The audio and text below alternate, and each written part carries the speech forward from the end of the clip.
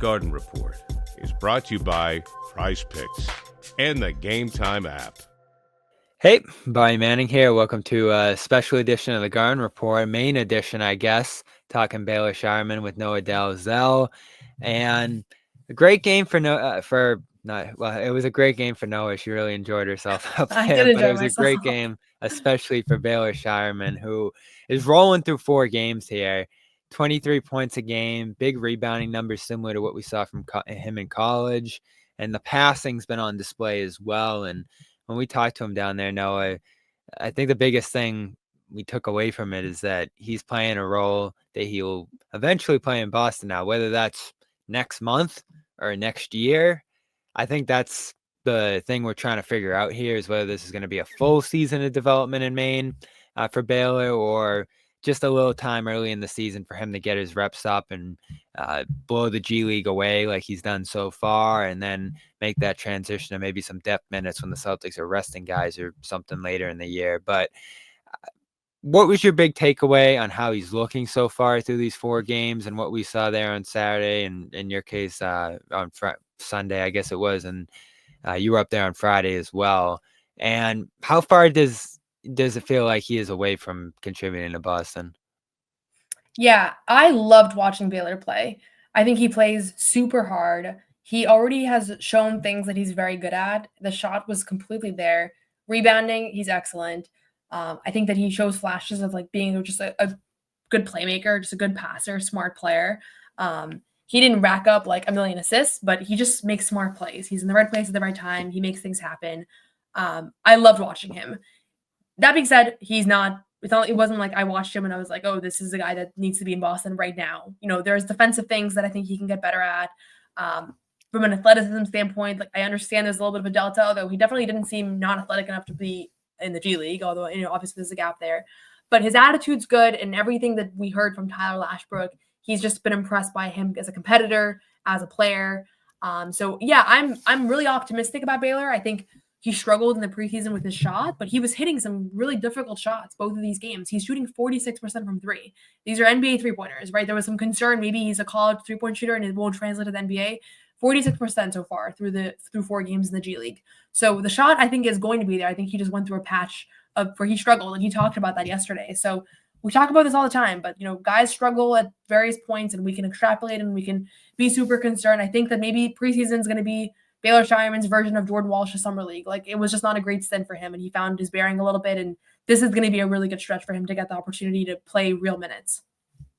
Yeah, and here's Baylor talking about those shooting struggles from the preseason. I mean, I think that, you know, every game in the preseason I got better in terms of just everything else besides making shots. You know, you can't really – I'm not trying to miss shots. You know, you can't really control if shots are going in or not.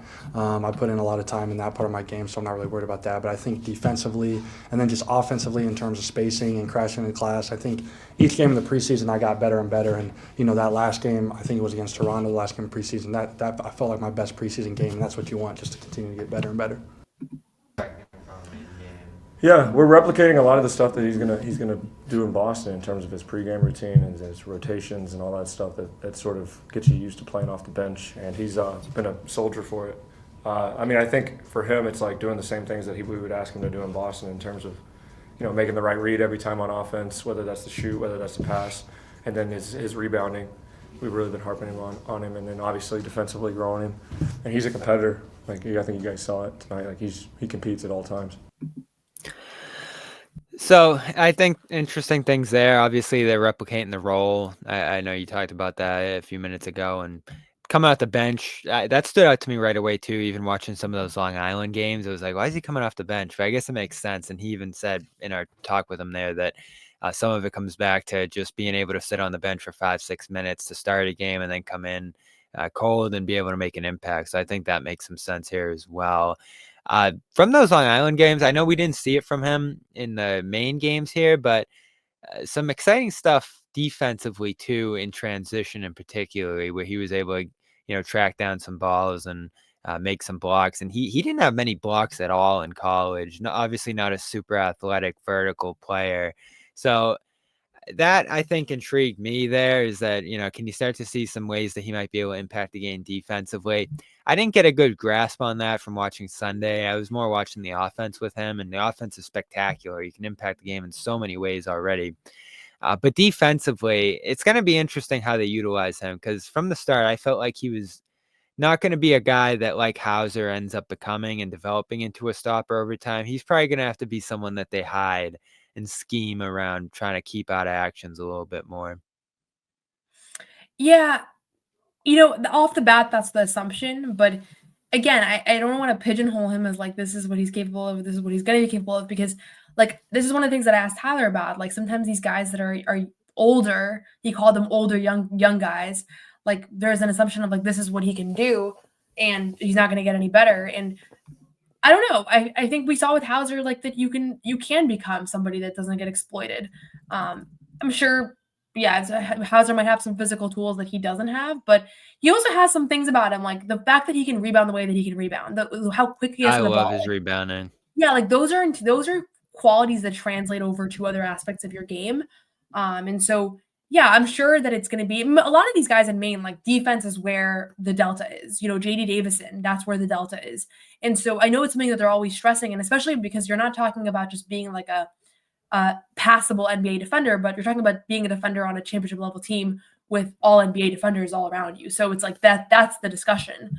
But Jordan Walsh's defense didn't jump off the page to me last year in Maine, and he's been really effective and reliable. And so I'm really optimistic. Yeah, I think that he's going to be able to translate, and whether he does this most of the year or part of the year or whatnot, like this is perfect training for him, because everything that they're doing for him is exactly with Boston in mind, and he knows it. So it's very easy to motivate, I feel like, because that their end goal is there. And just the routine things, like the bench thing, like all of it is just with Boston in mind. Yeah, definitely. You can see him getting into some of their screening stuff already. It's solid screening from him so far. We've seen him get downhill. We've seen him throw down some dunks. It's just coming easy to him offensively in Maine, which makes some sense. He's, I think, on that end, especially further along than most of the younger, underdeveloped guys on that side of the ball there in the league. And it makes me a little bummed too that we didn't see a faster start in preseason, because obviously if this goes a different way, like we talked about, Noah, if Walsh's summer league struggles continued and Scheierman hit everything and was amazing in the preseason, maybe that flips and Walsh is in Maine and Scheierman's getting some of those spot bench minutes to start the year. But at 16% coming out of preseason and looking a little sped up and just like he needed to, just play some more minutes, I think that's why he ends up here. I still feel like, and I know I asked him on Sunday, like, is there a development plan? Is there amount of time that he's expecting? And I, even before he went up there, I asked him that, and he said it's probably going to be week to week. My gut tells me, depending on how things shake out with who's available in Boston, because if everybody's healthy, obviously there's no minutes. But if there's some opportunities for him to play in Boston, I still feel like he's more ready for that than, let's say, Walsh was a year ago, where he has to spend that entire year in Maine. I know there's probably some defensive things that he can benefit from playing in Maine, but this to me doesn't seem like, oh, he's going to be in Maine all year, and next year maybe we'll see him like with Walsh. No, I don't think so. I think that he's going to get some opportunity in Boston. The thing with Walsh also is Walsh was 19, and also he wasn't putting up numbers in Maine at all.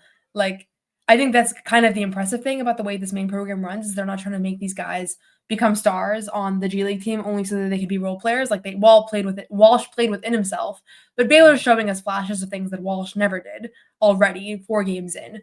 And he is older. Like, I always caution about the age thing, but he is older. He's more experienced. It's going to come down to whether he's needed in Boston. Right now there is good health across the board. If I think Hauser's they could back use another wing. You think right now as is? Yeah, I feel like that's what they've been missing in a lot of these games. And obviously, a rookie's not going to come in and solve some of their lineup issues. But have you loved double big to start the year? No, but I never liked double big. But I have not loved it. No. But again, and I think obviously he's Tillman hasn't worked out too. So like, there's some opportunity for a wing. Walsh played a lot. Yeah, but I think Porzingis is going to come back soon. That's the thing. Right. And so then double everything big that I'm looking at right now is like, I'm down for double big when it's Porzingis. Like, it's a completely different double big. I don't like when I don't like when it's like, yeah. So If Porzingis was coming back later in the year, or if there's another major injury, then we start getting into conversations around Baylor. But already minutes are going to be harder to come by because now you're getting a guy who's going to be playing, say, 25 minutes a night, Porzingis. That's still 25 minutes that they're taking away from other guys. I think you're probably done with Jordan Walsh minutes for the most part, or at least even less of an opportunity there for Jordan.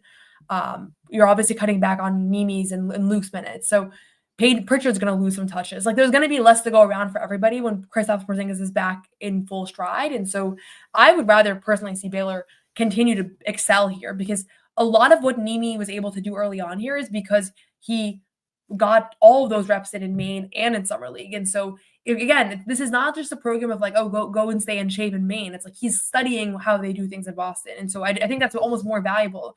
The other thing is there's Drew Peterson, who is the two-way player, who actually has been with Boston this year and just debuted on Friday. He didn't go with them to their first 2 away games.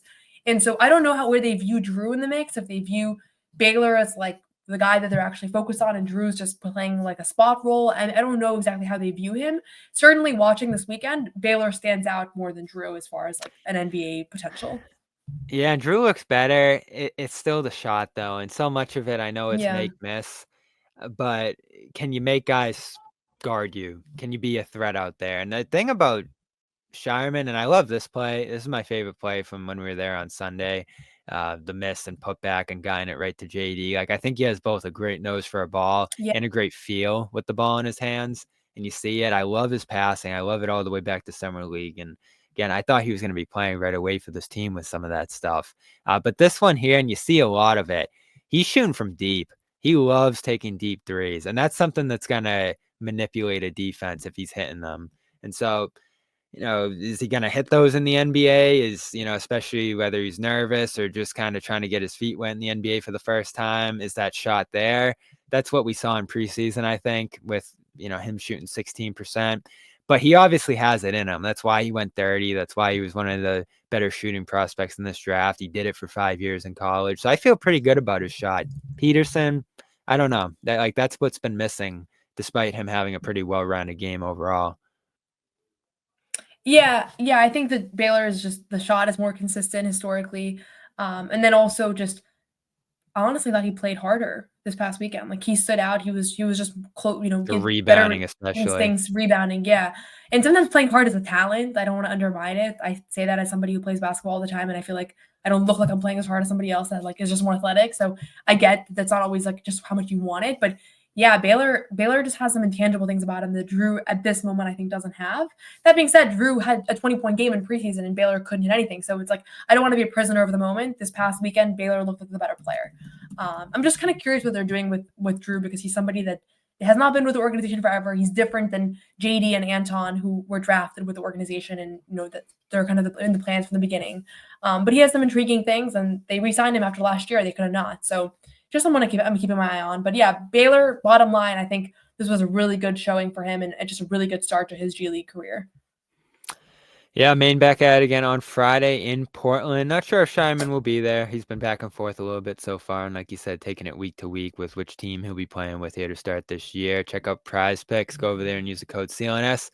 Play $5, get $50 instantly over there. Build your daily lineup, pick 2 or more players. Pick more or less on their stat projections, and you get your team ready to go. Use the Game Time app. You want to go to Cavs Celtics? We'll be there tomorrow. Use the code CLNS for $20 off your first ticket purchase over there. Terms apply. And check out the Built rewards program here. Join built.com/Garden for more information about earning points by paying rent right now over there. Again, join built.com/Garden. For Noa Dalzell, I'm Bobby Manning. We'll have coverage of Celtics Cavs throughout the day, night, and post game tomorrow here on CLNS Media and Celtics All Access. Hey, Bobby Manning here. If you made it this far, you probably enjoyed this video, so subscribe, turn on notifications, and check out our social media platforms at Celtics CLNS.